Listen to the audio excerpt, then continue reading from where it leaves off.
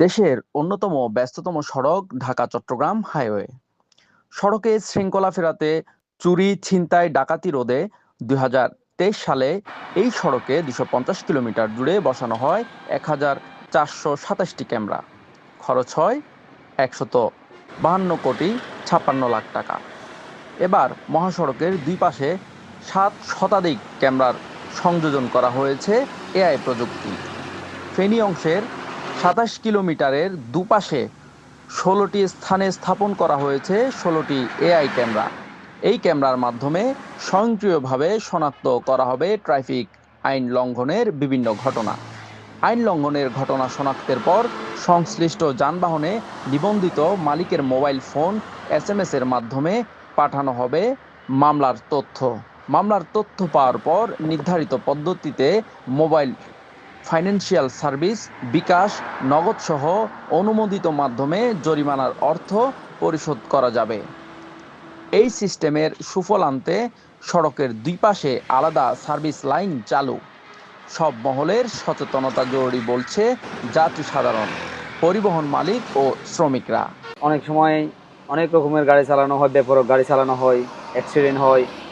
জনগণ পাশে রাস্তায় মানুষ থাকে, ওদের আপনার ওদের কারণে ওদের ক্ষতি হয়।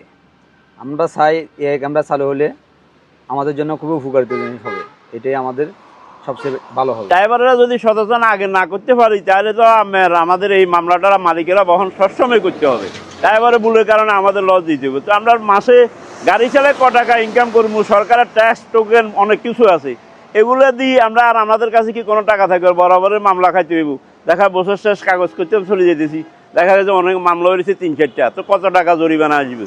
অতীতে রাস্তায় যখন বেপরোয়া গাড়িগুলো চলে 100+, তখন হ্যান্ড মিটার দিয়ে প্রশাসন মার্কিং করে, এরপরে সিগন্যাল দিয়ে দাঁড় করায়, তারপরে মামলা দিলে দিচ্ছে, আর যদি প্রভাবশালী কেউ হয় হয়তো বা চলে যাচ্ছে।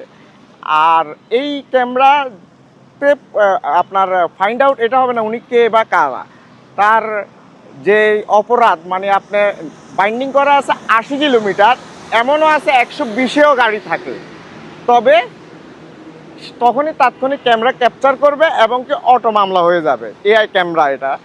এআই ক্যামেরাটা আমাদের গাড়িগুলো চলার ক্ষেত্রে, যেমন আমরা আজকে এয়ারপোর্টে যাব, তো সেই ক্ষেত্রে এআই ক্যামেরা অতিরিক্ত যে স্পিডটা থাকে, গতিরোধ যে কোনো গাড়ি, সেটা বলি, দুর্ভোগের ব্যাপারটা হচ্ছে স্পিডটা আমরা কন্ট্রোলিংয়ে আনতে পারতেছি, যেটা আমাদের সরকারের এবং কি আমাদের জনগণের জন্য খুবই একটা সুখবর বা সৌভাগ্য বলে আমরা মনে করি। হাইওয়ে পুলিশ বলছে, মহাসড়কে শৃঙ্খলা ফেরাতে ও চুরি, ছিনতাই রোধে কার্যকর ভূমিকা রাখবে এআই প্রযুক্তি ক্যামেরা। একই সাথে চালু হচ্ছে স্বয়ংক্রিয় জরিমানা পদ্ধতি। গাড়ির ফিটনেসবিহীন গাড়ি চলাচল, রেজিস্ট্রেশন, এগুলো অনেকগুলো আমরা আমাদের যে প্রযুক্তি আছে আমাদের এই ক্যামেরাগুলো, একেবারে এআই ক্যামেরা সমৃদ্ধ প্রযুক্তি, লেটেস্ট সর্বাধুনিক প্রযুক্তি এই ক্যামেরাগুলোতে আছে। তো আমরা এগুলোর মাধ্যমে এই অপরাধগুলো আমরা নিয়ন্ত্রণ করতে পারি। গত ১০ বছরে ঢাকা-চট্টগ্রাম মহাসড়কের রপ্তানি পণ্য পরিবহনে অন্তত ২০০টি চুরির ঘটনা ঘটেছে। পুলিশের দাবি, ডিজিটাল নজরদারি জোরদারে এ ধরনের ঘটনা কমবে। জনতার কণ্ঠ, নিউজ ডেস্ক।